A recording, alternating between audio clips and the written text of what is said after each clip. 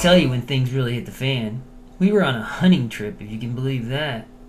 We were out of touch and had no idea of the chaos that was being unleashed on the world. On the 5th day of the trip, I hadn't caught anything, so I decided to sleep in. That's probably the best decision I've ever made. Unfortunately, my friends went out hunting without me, and I never saw them again. Later that morning, while trying to shake off sleep with my first cup of coffee, I saw this guy stumbling up to the cabin. I really don't have to explain to you much more. That was my first encounter with a zombie. It's also my first kill on my hunting trip.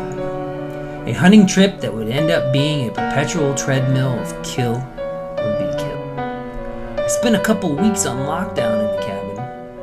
I rationed supplies and I held out for my friends to return.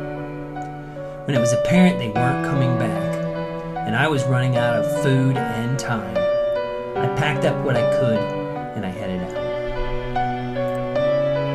There were some other cabins nearby, and I figured I'd head over there.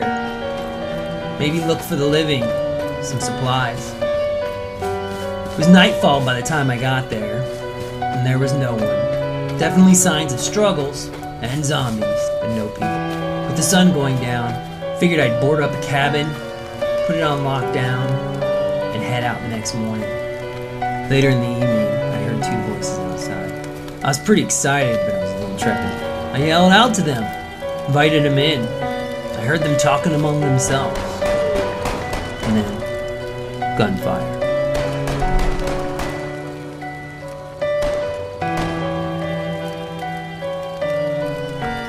Scared for my life, I bolted out the back door, and I ran, and I ran.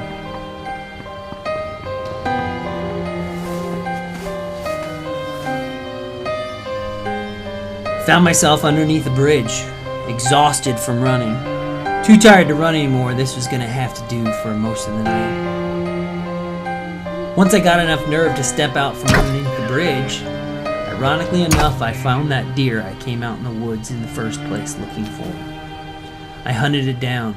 I really needed food. I'd just finished carving up the carcass when I heard some noises in the cabin behind me. Nowhere to run. I dropped down in the grass right there. I stayed as quiet as I could as he walked by. I don't know if he was a friend or a foe. What I do know is the Walking Dead aren't what you need to be afraid of.